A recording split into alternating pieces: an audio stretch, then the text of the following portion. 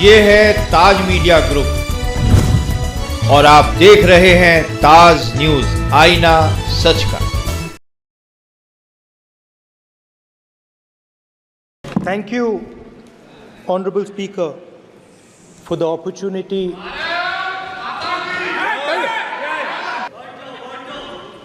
जय संविधान। कॉपी है उसकी?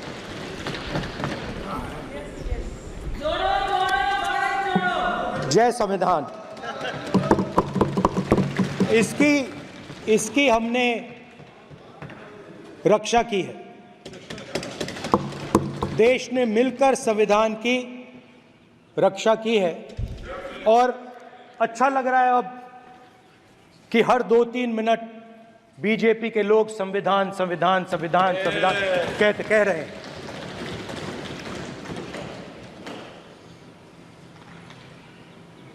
Speaker sir, for the last 10 years,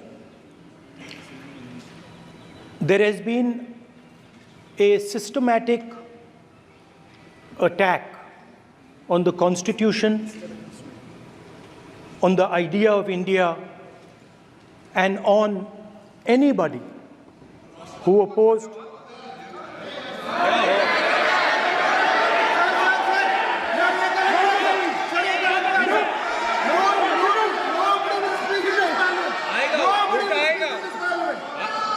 आप पर उल्टा आएगा, वही बात नहीं, कल उल्टा आएगा आप पर। There has been, just warming up right now. अभी वार्म अप हो रहा है। तो there was a systematic, full-scale assault on the idea of India, on the Constitution, and also on millions and millions of people who resisted the ideas being proposed by the BJP, who resisted the attack on the Constitution. Many of us personally were attacked. In fact, some of our leaders are still in jail. One of our leaders has just recently been released. Another one is still in jail. And not only the opposition, but anybody who resisted the idea of concentration of power, of concentration of wealth, of aggression on the poor, of aggression on Dalits, minorities, tribals, was crushed, violently crushed. People were put in jail, people were threatened, and I myself was attacked. Sir, ये संसद TV का नया format देखा है, आधा, ये पहले देखा नहीं हमने। I myself was attacked by order of the government of India, by order obviously of the Prime Minister of India. 20 plus cases, 2-year jail sentence, my house taken away, no problem. Relentless attack in the media, 24/7, every single day, abuse, attack, abuse, attack. And then the most enjoyable and beautiful part of it, 55 hours of interrogation by the ED. No, which I really enjoyed. Because by the end of the interrogation, the officer off camera, he switched off the camera and then he asked me, Rahul ji, you've been sitting here 55 hours. आप पत्थर जैसे हो, आप हिलते क्यों नहीं हो? मुझसे सवाल पूछा उसने। तो जब ऐसा आक्रमण होता है, when there's an attack like this on you, you obviously need refuge, you need a place, or you need ideas that defend you. So today I want to start my speech by telling my friends in the BJP and the RSS about the ideas that we used, the entire opposition used, to defend the idea of India. Where these ideas come from and how they gave us the strength, all of us, anybody who opposed the regime, how they gave us the strength to fearlessly take any onslaught that was placed before us. So I'd like to start by showing an image of our refuge. Okay? Sir Shiv ji की photo नहीं दिखा सकते sir? एक minute माननीय सदस्य। Sir Shiv ji की photo मना है सर? एक मिनट सर मना है तो रख देता हूं सर। नो एक मिनट सर क्या इस हाउस में शिव जी की फोटो दिखाना मना है? माननीय सदस्य, आप बस ये बता दीजिए माननीय सदस्य सर मना है या नहीं? कोई भी चित्र को दिखाने के तो शिव जी का चित्र इस साधन इस हाउस में दिखाना मना है? यहाँ पे दूसरी चीजों के चित्र दिखाए जा सकते हैं मगर शिव जी का चित्र नहीं दिखा जा सकता। अगर मैं कह रहा हूं कि हमें इनसे प्रोटेक्शन मिली और मैं समझाना चाह रहा हूं कैसे प्रोटेक्शन मिली, आप मुझे चित्र नहीं दिखाने दे रहे हो। इसके बाद मेरे पास और चित्र हैं, मैं सब दिखाना चाहता था। स्पीकर सर, ये चित्र पूरे हिंदुस्तान के दिल में है, पूरा हिंदुस्तान इस चित्र को जानता है, समझता है। Everybody knows this image. Speaker sir, why I got this image is because there are certain ideas in this image that we defend, that the opposition defends. The first idea in the image that we defend is the idea of confronting our fear, of never being scared. That idea is represented in this image, which you are not allowing me to show, by a snake that is placed right near the neck of Shivji. The idea behind that is never be scared of anything that you face. In fact, Shivji places death 1 inch from his neck. And that is the spirit with which we fought when we were in the opposition. From this idea of resisting, we are still in the opposition, I know. I know that. And I'm happy and proud to be in the opposition. Because for us, there is more than power. There is truth. For you, there is only power. That is the only place you want to be. For us, there is truth. And this is a symbol of truth. So when Shivji places the snake near his neck, what he is saying is, I will accept the truth and I will not back down from the truth, and that is what we have said. After that, a new idea emerges. And of course, I cannot show Shivji's picture, but all of you know it. Behind the left shoulder of Shivji is the Trishul. Now, I would like you to understand that there is a reason that the Trishul, a weapon, has been placed behind the left shoulder. The Trishul is not a symbol of violence. It is a symbol of non-violence, and that is why it is placed in a place where Shiva cannot reach it with his right hand. If it was a symbol of violence, it would have been held in his right hand like this. It is a symbol of non-violence. That is why it is placed behind his left shoulder.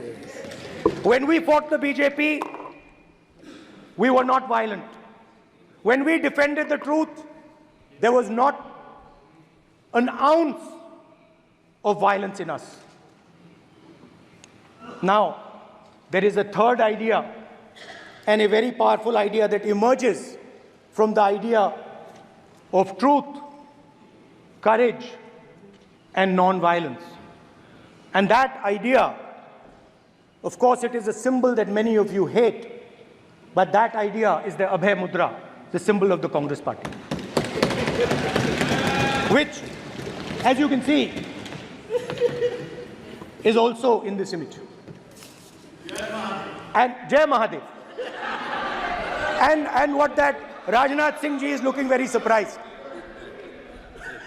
And what that Abhay Mudra shows, it is the next step of the evolution of the idea of facing the truth, fearlessness, and ahimsa. Satya and ahimsa, as Mahatma Gandhi ji used to say.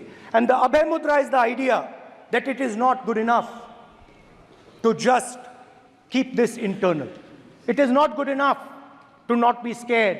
It is not good enough to use non-violence. It is also important that you make others not scared, that you help others become fearless, that you help others become non-violent. So in a sense, the Abhay Mudra is a projection from Shivji to the rest of the world about these two ideas. Of course, these two ideas were used by us, all of us, when we fought the British. And they were put forth by Mahatma Gandhi. The Prime Minister, of course, who has a direct connection with God, speaks directly to God. Yes, the Paramatma speaks to Modi ji's Atma directly. Unlike with all humans, we are all biological. We are born, we die, but the Prime Minister is a non-biological being. And the Prime Minister says Gandhi is dead. And Gandhi was revived by a movie. I mean, can you understand the ignorance? That Gandhi is dead and a movie revived the father of the nation. No, Gandhi is not dead. Gandhi is alive. Now, another very interesting thing I noticed. Anji. That is not your problem. That is not your problem. It is not none of your business. It is not none of your business. And there's another thing I noticed. That it is not just one religion that talks about courage. In fact, all our religions talk about courage. So, here is the religion of Islam. Congress party ने शिव जी की photo दिखा दी है, गुस्सा हो गए. अब देखिए. Please मान्य सदस्य आप तो इस्लाम में भी कहा गया है, मैं पढ़ता हूँ. एड्रेस इधर करें. He said, एड्रेस इधर करें मान्य सदस्य. हाँ जी, सॉरी. इस्लाम में भी लिखा गया है, कुरान में, the prophet, peace be upon him, said, God said, have no fear. I am with you, hearing and seeing. मतलब इस्लाम में भी कहा गया है कि डरना नहीं है. और जब इस्लाम में दुआ मांगी जाती है तो दोनों हाथ से, दाएं हाथ से अभय मुद्रा दिखाई देता है. उसके बाद गुरु नानक जी की ओर चलते हैं.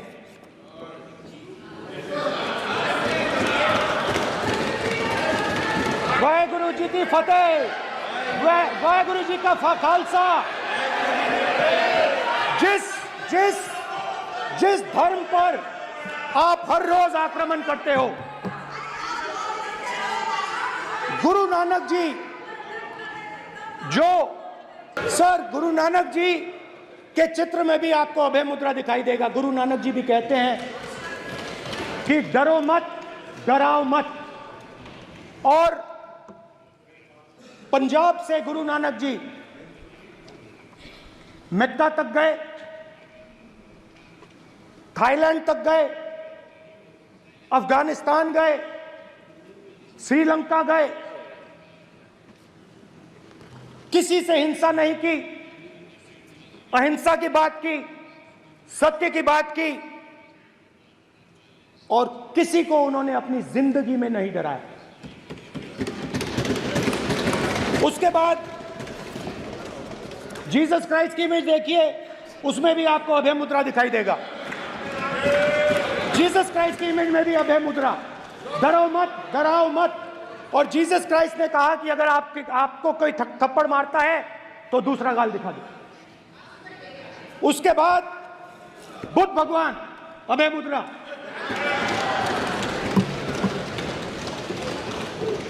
डरो मत, डराओ मत, अहिंसा।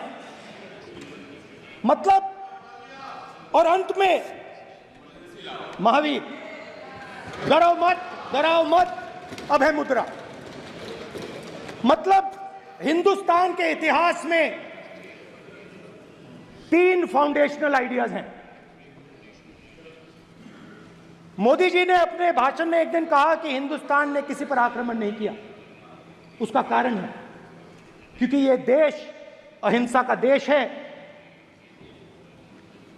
यह देश डर का देश नहीं है। तो हमारे सारे के सारे महापुरुषों ने अहिंसा की बात की, डर मिटाने की बात की। डरो मत, डराओ मत, डरो मत, डराओ मत। और दूसरी तरफ शिव जी कहते हैं डरो मत, डराओ मत, अभय मुद्रा दिखाते हैं, अहिंसा की बात करते हैं, त्रिशूल को जमीन में गाड़ देते हैं। और जो लोग अपने आप को हिंदू कहते हैं वो 24 घंटा हिंसा, हिंसा, हिंसा, नफरत, नफरत, नफरत, असत्य, सत्य, असत्य।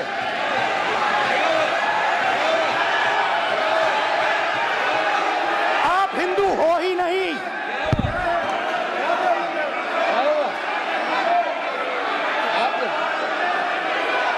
Just get me that picture of Shiva. inside because of his Hindu धर्म में साफ लिखा है, सत्य के साथ खड़ा होना चाहिए, सत्य से पीछे नहीं हटना चाहिए, सत्य से नहीं डरना चाहिए। अहिंसा हमारा प्रतीक है। अभय मुद्रा ऐसे कीजिए, ऐसे कीजिए, अभय मुद्रा।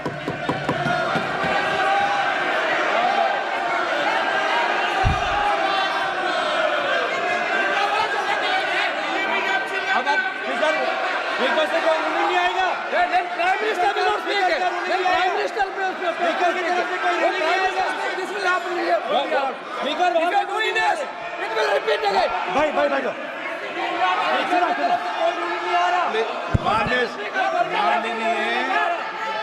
ये आप बात समझिए, आप बात समझिए। ये इसलिए चिल्ला रहे हैं क्योंकि तीर जाके दिल में लगा है, दिल में जाके तीर लगा है, इसलिए ये चिल्ला रहे हैं। देखो चुप हो गए, देखिए स्पीकर साहब चुप हो गए सब।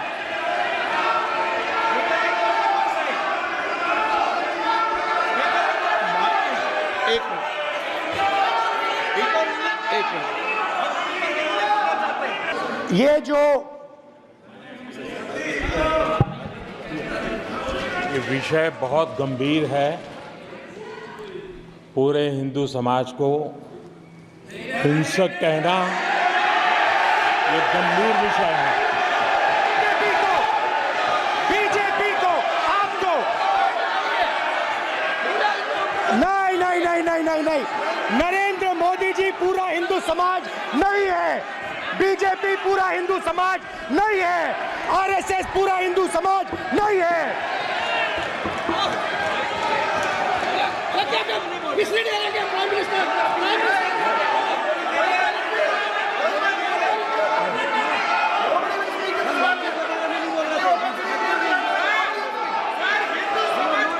भूपेंद्र यादव जी, ये ठेका नहीं है बीजेपी का। भूपेंद्र यादव जी बोलना चाहते हैं आप? ये सब हिंदू हैं यहाँ पे। अगर आप हिंदू धर्म के जो महापुरुष हैं, महापुरुष छोड़िए, अगर आप शिव जी को देखें तो क्या हो रहा है सर?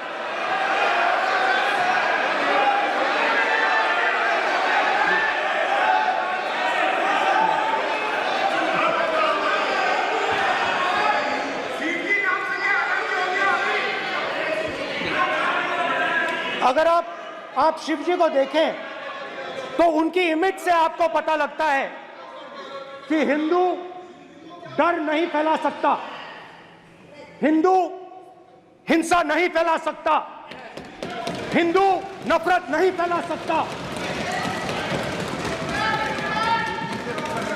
और बीजेपी 24 घंटा नफरत, हिंसा, नफरत, हिंसा, नफरत, हिंसा।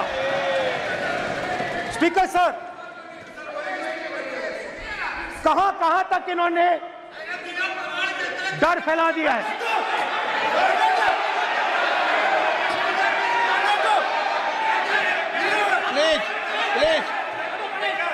सर, कहां कहां तक इन लोगों ने डर फैला दिया? मैं आपको अयोध्या से शुरू करता हूं।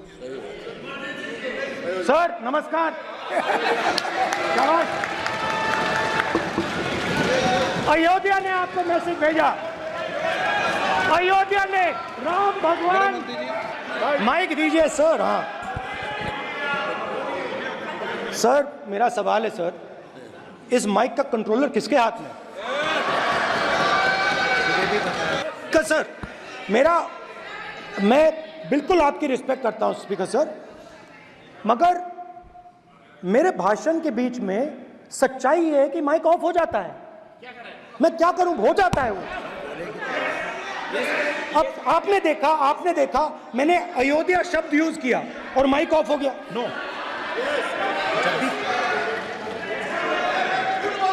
अरे ये प्रधानमंत्री मोदी जी के टाइम में आधा कह रहा है क्या? तो अयोध्या ने राम भगवान की जन्मभूमि, प्लीज ब्रदर, राम भगवान की जन्मभूमि ने बीजेपी को मैसेज दिया और ये आपके सामने मैसेज बैठे हुए हैं।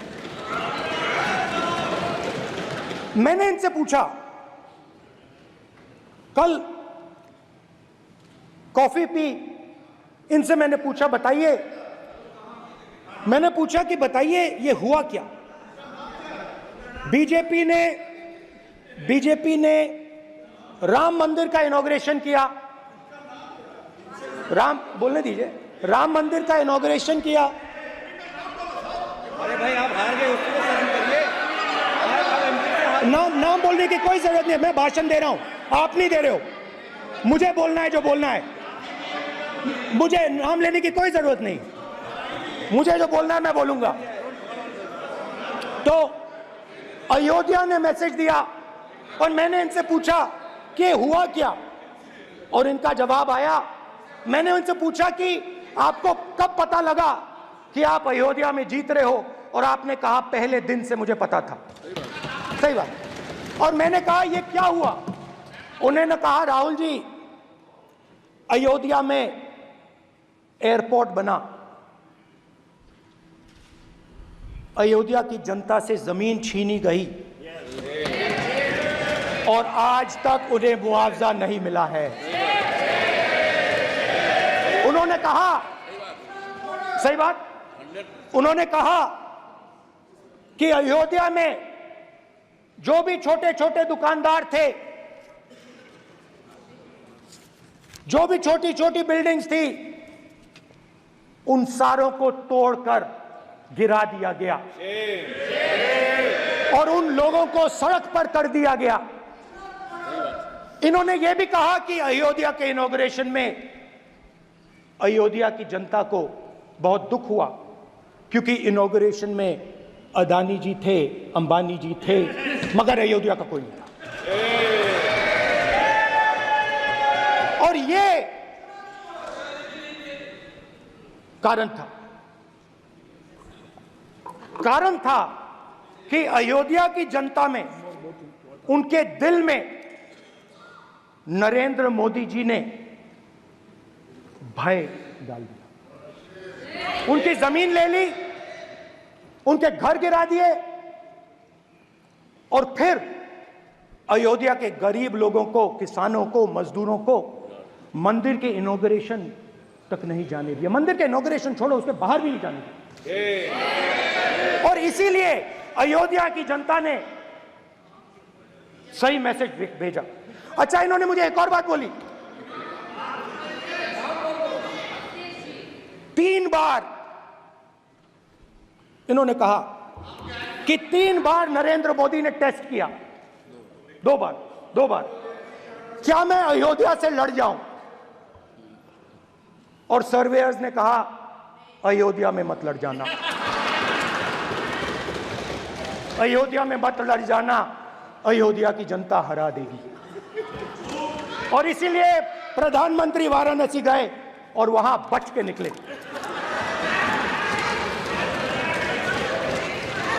तो अयोध्या की जनता को डराया, पूरे देश को डरा दिया। मैं आपको बताता हूं, आज सुबह में आया, राजनाथ सिंह जी ने मुस्कुरा के मुझे नमस्ते की और मोदी जी बैठे हैं, मुस्कुराहट नहीं, सीरियस, नमस्ते भी नहीं करते, कहीं मोदी जी ना देख लें, प्रॉब्लम हो जाएगी। वही कहानी गडकरी जी की है, सच्चाई है। स्पीकर सर, आपने कहा कि डिबेट प्रेसिडेंट्स एड्रेस पे होनी चाहिए। ये जो मैंने किया है, अनुराग ठाकुर जी ने अयोध्या की बात की थी, अनुराग ठाकुर जी ने सनातन धर्म पर आक्रमण की बात की थी, इसीलिए मैंने ये किया है। मैं दिखाना चाहता हूं कि अयोध्या में क्या हुआ, अयोध्या की सच्चाई क्या थी। प्रेसिडेंट्स डिबेट में उन्होंने बात उठाई थी, मैंने बात बंद की। प्रधानमंत्री जी को अच्छी लगी अयोध्या की बात अच्छी लगी, डर फैलाया और ऑपोजिशन का रिस्पांस एक साथ मिलकर भारत जोड़ो यात्रा, सारे के सारे ऑपोजिशन, पूरा देश एक साथ मिलकर कन्याकुमारी से कश्मीर तक चला। और जो आपने डर फैलाया, उसके बारे में यात्रा में बहुत कुछ सुनने को मिला। अभी तक याद है, सुबह 7 बजे 7-8 बजे की बात थी, यात्रा में चल रहे थे, एक महिला आती है, हमारे साथ चलती है, मेरा हाथ पकड़ती है और घबराई हुई सी थी। तो मैंने पूछा क्या हुआ, और मुझे कहती है मुझे मार रहा है, मुझे मार रहा है।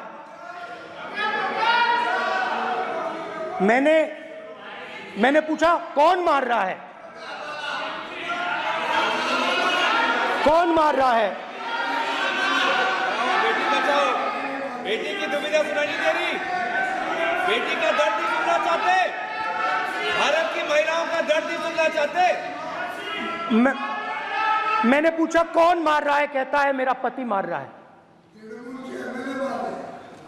मैंने कहा क्यों? कहती है सुबह का खाना नहीं दे पाई।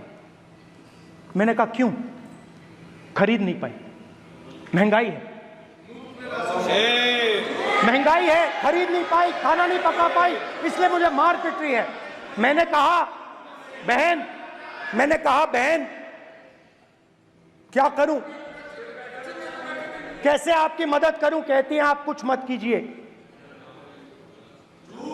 आप कुछ मत कीजिए, आप सिर्फ ये बात याद रखिए कि महंगाई के कारण हिंदुस्तान में हजारों महिलाओं को सुबह पीटा जा रहा है। उसके शब्द हैं, मेरे शब्द नहीं हैं। गैस सिलेंडर, महंगाई, तो आपने गरीबों को, महिलाओं को डराने का काम किया। शिव जी कहते हैं डरो मत, डराओ मत। आपने हिंदुस्तान की महिलाओं को महंगाई से हर रोज डराया है। कुछ दिन पहले मैं पंजाब में अग्निवीर के परिवार से मिला, सुनिए अग्निवीर के परिवार से मिला। छोटा सा घर था, छोटा सा घर था।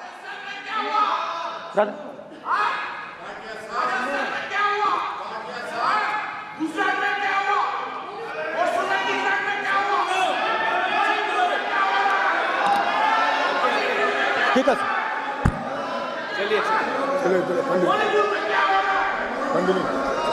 छोटे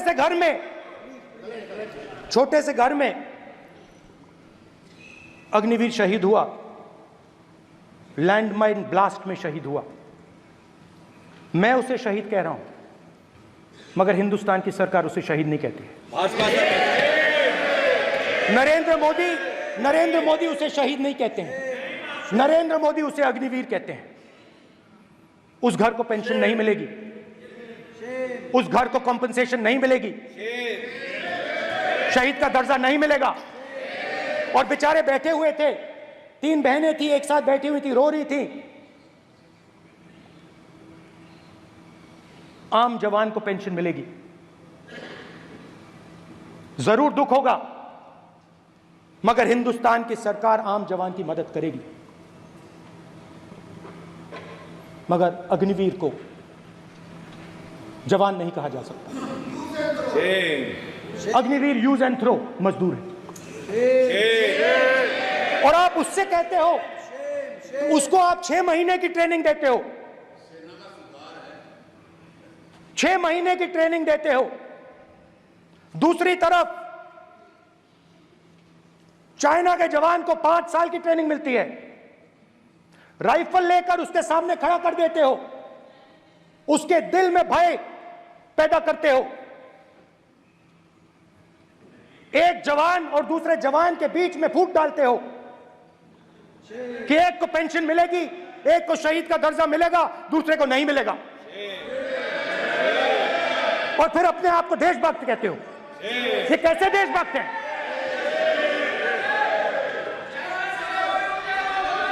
फिल्म स्टार जैसी फोटो थी उस लड़के की, फिल्म स्टार, बॉलीवुड स्टार की फोटो थी। मैं सोच रहा था, देखो इस युवा ने जान दी। Speaker sir, speaker sir, speaker sir देखिए, स्पीकर सर देखिए, राजनाथ सिंह जी की एक राय है, मेरी एक राय है। सच्चाई अग्निवीरों को मालूम है, हमें बोलने की जरूरत नहीं है। अग्निवीर को किस चीज का सामना करना पड़ता है, शहीद का दर्जा मिलता है या नहीं मिलता है, कॉम्पनसेशन मिलता है नहीं मिलता है, पेंशन मिलती है नहीं मिलती है, वो उसको मालूम है। पॉइंट ऑफ अग्निवीर की सच्चाई मैंने फ्लोर ऑफ द हाउस पे रखी है, और राजनाथ सिंह जी ने भी कहा है, जो रियलिटी है वो हिंदुस्तान की सेना को मालूम है, वो अग्निवीरों को मालूम है। उनके कहने से या मेरे कहने से कोई फर्क नहीं पड़ता, सच्चाई तो उनको मालूम है, उनको मालूम है सच्चाई कौन बोल रहा है। स्पीकर सर, और स्पीकर सर, देश की सेना जानती है, पूरा देश जानता है कि अग्निवीर स्कीम सेना का स्कीम नहीं है, पीएमओ का स्कीम है। और पूरी सेना जानती है कि स्कीम प्राइम मिनिस्टर का ब्रेन चाइल्ड था, स्कीम सेना का ब्रेन चाइल्ड नहीं था। जैसे नोटबंदी की गई, वैसे ही आर्बिट्री तरीके से अध्यक्ष महोदय, आपको देखिए, सिंपल सी बात है स्पीकर सर, इनको अग्निवीर अच्छा लगता है, आप उसको रखिए, हम उसको बदल देंगे, हटा देंगे। सिंपल सी बात है, हमारी सरकार आएगी, अग्निवीर को हम हटा देंगे, क्योंकि हम सोचते हैं कि अग्निवीर सेना के खिलाफ है, जवानों के खिलाफ है, देशभक्तों के खिलाफ स्कीम है। हम इस स्कीम को नहीं चाहते।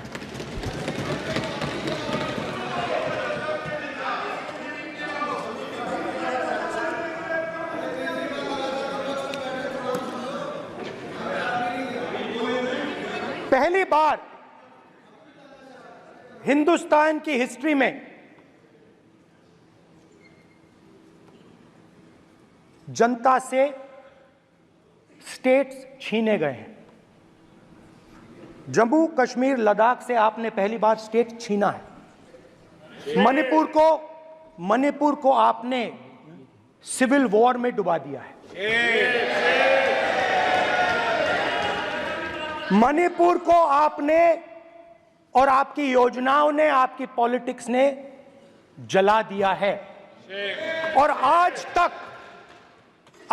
तक हिंदुस्तान के प्रधानमंत्री मणिपुर नहीं गए हैं। ऐसा लगता है कि मणिपुर हिंदुस्तान का प्रदेश नहीं है। प्रधानमंत्री के लिए मणिपुर स्टेट ही नहीं है। मणिपुर में सिविल वॉर हो ही नहीं रही है। और एक बार बयान दिया हमने, मतलब प्रेशर लगाया, हम गए, हमने प्रधानमंत्री से कहा एक मैसेज दे दीजिए, मणिपुर चले जाइए, जनता की वहां रक्षा कीजिए। नहीं,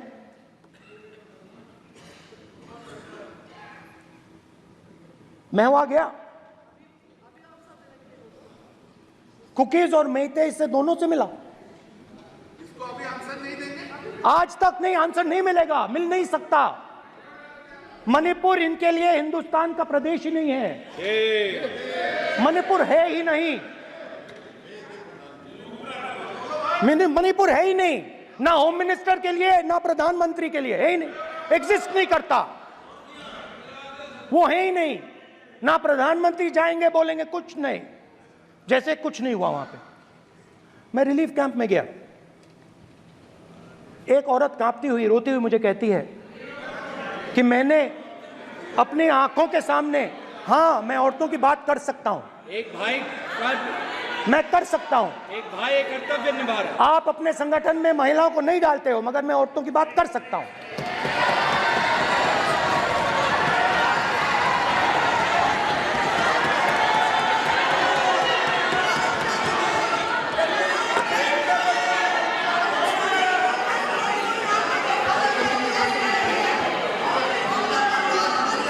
मुझे कहती है मैंने अपने आंखों के सामने, मेरे आंखों के सामने मेरे बच्चे को गोली मारी गई। मैं भागना नहीं चाहती थी, मैं मरना चाहती थी, उसके साथ मरना चाहती थी। मुझे घसीट के वहां से ले गए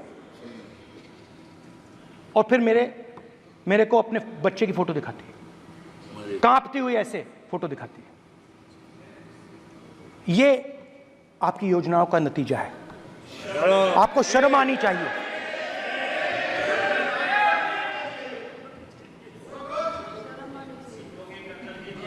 एक दिन प्रधानमंत्री 8 बजे कहते हैं, पता नहीं फाइन ट्यूनिंग हो गई भगवान के साथ,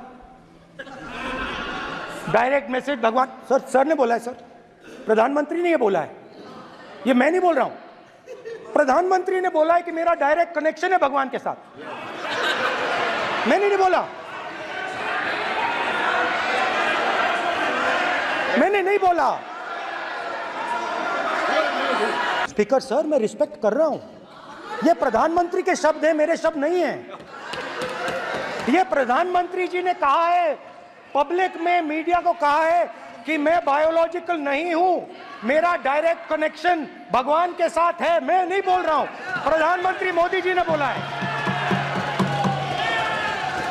तो पता नहीं उस टाइम 8 बजे भगवान का मैसेज आया होगा हिंदुस्तान, वही। मगर फिर श्री राम ने आपको दूसरा मैसेज दे दिया अयोध्या में। भगवान का मैसेज आया होगा, मोदी जी नोटबंदी कर दीजिए।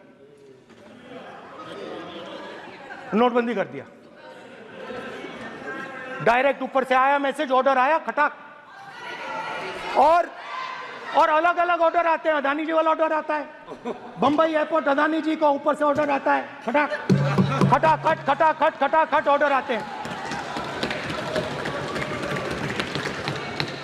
तो नोटबंदी कर दी। स्मॉल और मीडियम बिजनेसेस जो हैं जो हिंदुस्तान की रोजगार की रीढ़ की हड्डी है, बैकबोन है, उड़ा दिया, उड़ा दिया, खत्म कर दिया। आज नतीजा यह है कि ये जो भी करना चाहे करें, हिंदुस्तान के युवाओं को रोजगार नहीं मिल सकता। Job creation backbone is broken, finish, खत्म। नोटबंदी की, गलत जीएसटी लागू की, उड़ा दिया। अब मैं सोचता हूं, पहले मैं सोचता था ये पता नहीं कैसे हुआ, अब मैं समझता हूं कि ये अदानी जी, अंबानी जी जैसे लोगों के लिए किया गया था। ये रास्ता साफ करने का तरीका था, रास्ता साफ करने का तरीका था।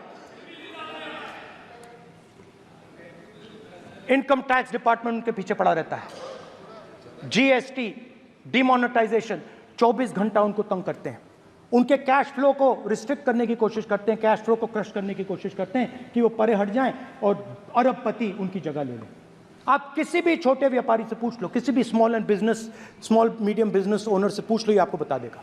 गुजरात में मैं गया, टेक्सटाइल ओनर्स के साथ मेरी बात हुई। मैंने उनसे पूछा नोटबंदी क्यों हुई, जीएसटी क्यों हुई? साफ बोला अरबपतियों की मदद करने के लिए जीएसटी और नोटबंदी की गई है। नरेंद्र मोदी जी अरबपतियों के लिए काम करते हैं, सीधी सी बात। मैं जाता रहता हूं और आपको गुजरात में हराएंगे इस बार।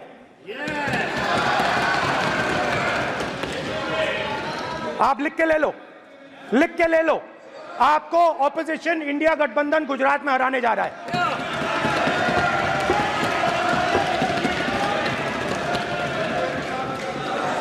किसानों को डराने के लिए लैंड एक्विजिशन बिल जो हम लाए थे, उनकी जमीन की रक्षा करने के लिए, उनको सही कॉम्पनसेशन देने के लिए, उसको आपने खत्म कर दिया। यहां कोशिश की, कर नहीं पाए तो स्टेट्स में खत्म कर दिया। हर स्टेट में आपने खत्म कर दिया है। अगर आप जानते नहीं हो, चेक कर लो। हर स्टेट में, हर भाजपा की स्टेट में खत्म कर दिया। तो किसानों को जो हमने लैंड एक्विजिशन बिल तैयार किया था सही मुआवजा दिलाने के लिए, उसको आपने रद्द किया।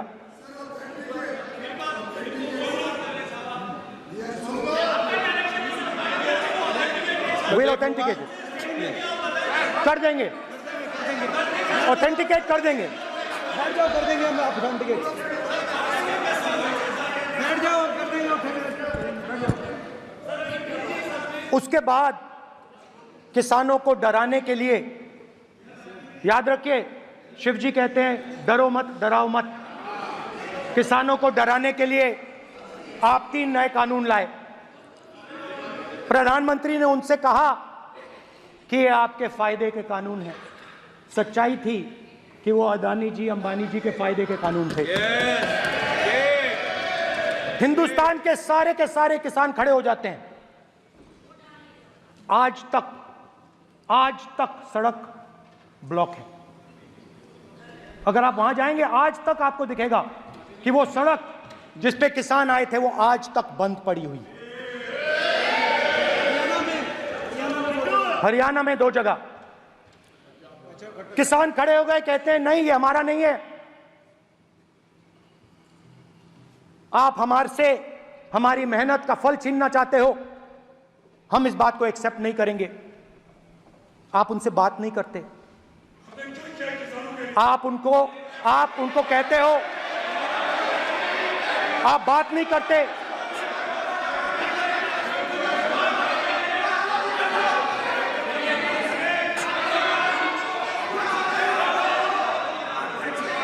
आप बात नहीं करते, आप गले नहीं लगते, आप उन्हें आतंकवादी कहते हो। आप कहते हो ये सब आतंकवादी हैं। झूठ नहीं है, सच है।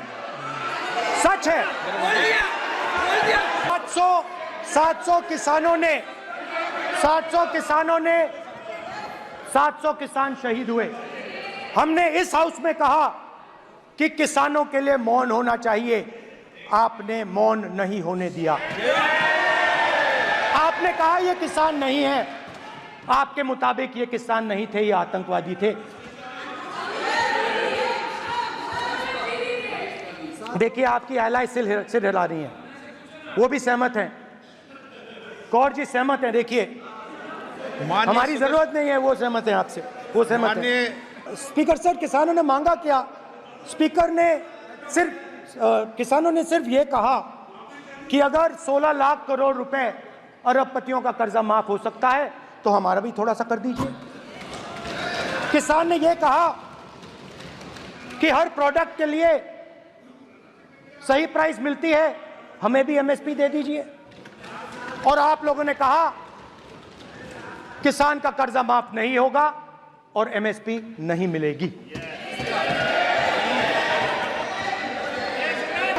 स्पीकर सर, एमएसपी जब मैं speaker sir, MSP with legal guarantee. Speaker sir, the issue is MSP with legal guarantee, not just MSP. MSP is being given. The issue is Kisans want MSP with legal guarantee, which you are not ready to give them. तो किसानों में आपने डर डाला, भय डाला, महिलाओं में महंगाई, गैस सिलेंडर, सेना में अग्निवीर, हर व्यक्ति के लिए आप लोगों ने भय का कोई ना कोई पैकेज दिया, गिफ्ट दिया, तोहफा दिया। स्टूडेंट्स की बात करते हैं।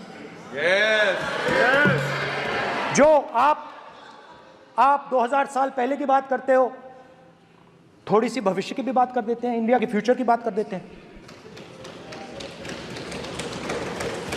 रोजगार तो आपने खत्म कर दिया, नोटबंदी, जीएसटी, जो आपने स्मॉल एंड मीडियम बिजनेसेस थे उनको खत्म करके,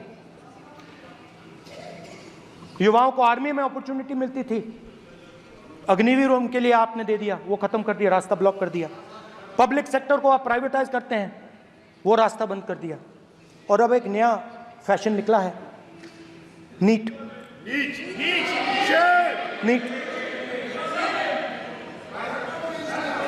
प्रोफेशनल एग्जाम्स को आपने कमर्शियल एग्जाम्स में बदल दिया है। NEET is not a professional exam, NEET is a commercial exam. NEET में एक स्टूडेंट टॉपर हो सकता है, एक्सीलेंट स्टूडेंट हो सकता है, मगर अगर उसके पास पैसा नहीं है, मेडिकल कॉलेज में नहीं जा सकता। सिंपल सी बात। नीट का पास मार्क 22% है। वो पूरा का पूरा exam, sir education minister allowed, पूरा का पूरा एग्जाम अमीर बच्चों के लिए बनाया गया है। कोटा में पूरे के पूरे एग्जाम को आपने सेंट्रलाइज किया। हजारों करोड़ रुपए बन रहे हैं, हजारों करोड़ रुपए बन रहे हैं। और कमर्शियल पेपर जो आपने बना रखे हैं, कमर्शियल एग्जाम्स, 7 साल में 70 बार पेपर लीक। प्रेसिडेंट्स एड्रेस में ना नीट की बात होगी, ना अग्निवीर की बात होगी, ये बातें नहीं होंगी। और हमने कहा, हम स्पीकर सर, हमने कहा कि एक दिन का डिस्कशन अलाउ कर दीजिए। हम आपके साथ खड़े होकर इसको रिजॉल्व करना चाहते हैं। इंस्टीट्यूशनल फेलियर है, हम आपकी मदद करना चाहते हैं, रिजॉल्व करना चाहते हैं। सरकार कहती है नहीं, डिस्कशन नहीं होगा, भविष्य का डिस्कशन हो ही नहीं सकता। तो ये हालत है। जहां भी ये देखते हैं, ये सोचते हैं कि भाई भय कैसे पैदा करें, माइनॉरिटीज को डराते हैं। नहीं, कांग्रेस नहीं डरती आपसे, आप कांग्रेस से डरते हो।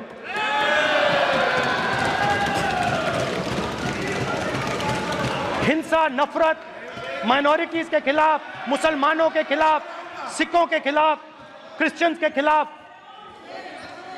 और माइनॉरिटीज ने क्या किया? माइनॉरिटीज ने क्या किया? हर स्फीयर में हिंदुस्तान को रिप्रेजेंट करते हैं, नाम रोशन करते हैं।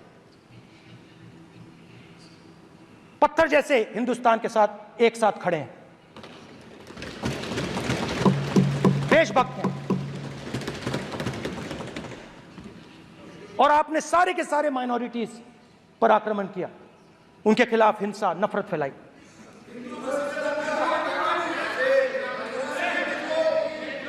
तो शिव जी कहते हैं सर देखिए मेरा वो हटा दिया आपने सर, वो देखिए सर हटा दिया, कैमरा से हटा दिया। चेहरा देखिए, चेहरा सदस्य सर देखिए वापस आ गया सर, हटाओ सदस्य ये देखो, एक मिनट देखा सर आपने, एक मिनट देखिए एक minute See, sir, Speaker, sir, NEET students spend years and years preparing for their exam. Their family supports them financially, emotionally. And the truth is that NEET students today do not believe in the exam. Because they are convinced that the exam is designed for rich people, not meritorious people. I have met a number of NEET students, every single one of them tells me that the exam is designed to create a quota for rich people and to create a passage for them into the system, and is designed not to help poor students. Now, इससे भी बहुत डर होता है, महीनों पढ़ाई करते हैं, ये पता नहीं कि भैया एग्जाम लीक हो जाएगा नहीं होगा, अगर पास भी हो गए तो पैसा कहां से आएगा। तो उधर भी इन लोगों ने भय डालने का काम किया। तो जहां भी ये देखते हैं ये भय डालते हैं, सेना में, युवाओं में, किसानों में, मजदूरों में, महिलाओं में, डिसेबल्ड में भी। और मैं ये भी कह सकता हूं कि सिर्फ बाकी हिंदुस्तान में भी नहीं मगर अपनी पार्टी में भी भय है। आपकी पार्टी में डर है, भय है, सच्चाई है। देखो अब आप चिल्ला नहीं रहे हो, अब आप शांत हो, अब बिल्कुल शांत हो, सच्चाई बोल दी, चिल्ला नहीं रहे, चुप। क्योंकि आपकी ट्यूनिंग डायरेक्टली, प्रॉब्लम क्या है, आप चिल्ला भी नहीं सकते क्योंकि कनेक्शन नहीं। सर मैं बोल रहा हूं सर, समझा रहा हूं, स्ट्रक्चर बोल रहा हूं। ये कांग्रेस पार्टी में बोल रहे थे सर लोकतंत्र में पार्टी में डेमोक्रेसी होनी चाहिए। कोई भी इन पार्टियों में कोई भी आके कुछ भी कह देता है, ग्रुप ऑफ 22, 23, 24, 25 सब जो बोलना है बोल देते हैं, मगर आपकी पार्टी में भय है। सत्यमेव जयते, ना डरो ना डराओ। Sir, when I became LOP, I realized something that I had not realized before. And it's also on the lines of the principles of Shiva. It's on those same lines. And the idea was that after becoming LOP, all my personal dreams, my personal aspirations, my personal fears have to be put aside. I am now actually two people. I'm not one person. I'm a constitutional person, and my job is to be leader of the opposition, to represent all these parties equally. In fact, I don't just represent the Congress party, I represent every single party. And I have to treat every single party with love and affection. So when Hemant Soren ji is in jail or Kejriwal is in jail, it should disturb me, it should hurt me. Yes. When you unleash your agencies on these political people, it is our job to defend them. Because there is a constitutional person and an individual. And what Shivji is saying is that when you are a constitutional person, the individual should die. The individual's aspirations, the individual's dreams should die. And you should become the voice of the people.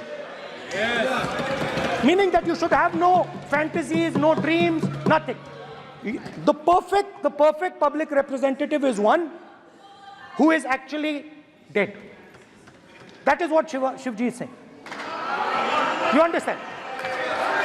Now, Speaker sir. Speaker sir, now, my advice.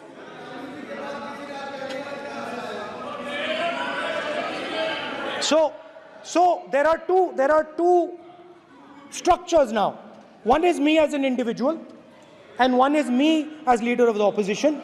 Me as an individual, I might have my likes and dislikes. I might have my views, but me as leader of opposition have to suppress them, have to reduce them and say, now I'm the voice of the opposition. That is the idea. That is the idea of the democratic system. The people have given me a responsibility, and that responsibility should overcome my personal likes, dislikes, aspirations. Now, Speaker sir, why I'm saying this? And forgive me for saying this. But when you were being put on that chair, I walked there to help you, to walk with you to the chair. And I shook hands with the Prime Minister and I shook hands with you. And then I walked to your chair. And you are the final arbiter of the Lok Sabha. You're the final word here. What you say fundamentally defines Indian democracy. You don't allow us to speak, you allow us to speak, you allow them to speak, you don't allow us to speak. All these things define Indian democracy. Speaker sir, there are actually two people sitting in that chair. There is the Speaker of the Lok Sabha, the Speaker of the Indian Union, and there is Mr. Om Birla. When Modi ji went and shook your hand, and I went and shook your hand, I noticed something. When I shook your hand, you stood straight like this and shook my hand. And when Modi ji shook your hand, you bowed down and shook his hand.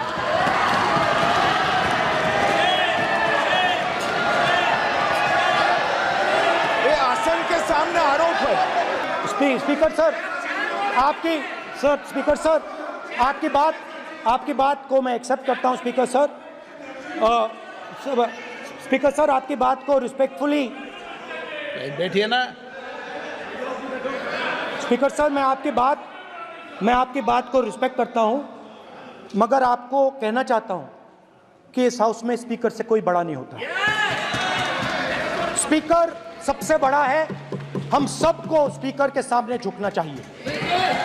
और मैं आपके सामने झुकूंगा और सारा का सारा opposition आपके सामने झुकेगा। ये लोकतंत्र है स्पीकर सर। आप इस हाउस के लीडर हैं, आपको किसी के सामने नहीं झुकना चाहिए। कस्टोडियन है, नेता प्रधानमंत्री है, स्पीकर को आप speaker is the last word. Speaker is अध्यक्ष and is the last word. अंत में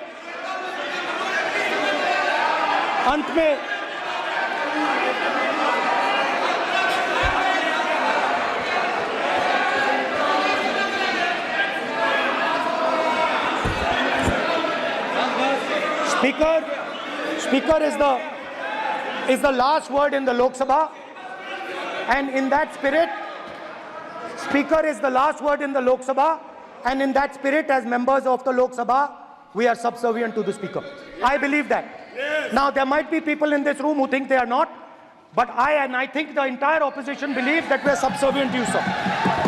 And we will listen to what you say, and we will bow in front of you. But the only thing I request, Speaker, sir, is it is important that there is fairness in this house.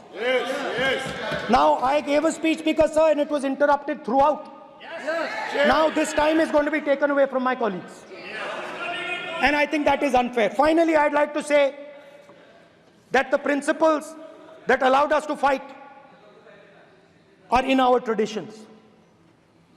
Truth, courage, non-violence. And they're in all our religions. And what you have come to represent today is untruth, a complete lack of courage, and violence. And my recommendation to you, if you take it, this country has a government and you are the government. And you are, whether we like it or not, you are the government of India. Elected by the people. And I agree to that. But I would say to you that as individual members, as the cabinet, you do not spread fear in this country. That you do not spread hatred in this country. That you listen to the farmers of this country, you listen to the students of this country. When the opposition says to you, let's have a debate for one day, have it. It's not going to harm anybody. They're going to love you for it. The students of India are going to say, we love the government because they allowed us our voice, they let us speak for one day. So, do not spread hatred. Do not spread violence. Do not be fearful. Even the BJP members here, even the cabinet members, do not be fearful. You have a constitutional position. You are individuals and then you have a constitutional position. Rajnath Singh ji is an individual and he's the Defense Minister of India. And that is the way this country has to be run. And we as the opposition, don't take us as your enemies. We are not your enemies. We are here, we are sincerely here to make your work easier as long as you follow the basic principles that we have stated. And these principles are Shivji's principles. They are the principles of Shivji. Har Har Mahadev, you can say. To make the government. This is basically what I have explained here today is the concept of Indian leadership in all religions. Respect, affection, ahimsa, and always standing up for the truth. And I'm more than happy, all of us are more than happy to discuss anything you want without being nasty, without being aggressive, anything you want, we are ready to discuss. So please let us work together to take this country forward. You are the government. We have to accept that. You got 240 seats. So I congratulate you on that. At least accept it. Accept to kar lijiye. They're not happy. Not happy. Okay, you're not happy. So I would say we want to both work for this country. Work with the spirit of bravery. Work without violence. Work without hatred. Thank you.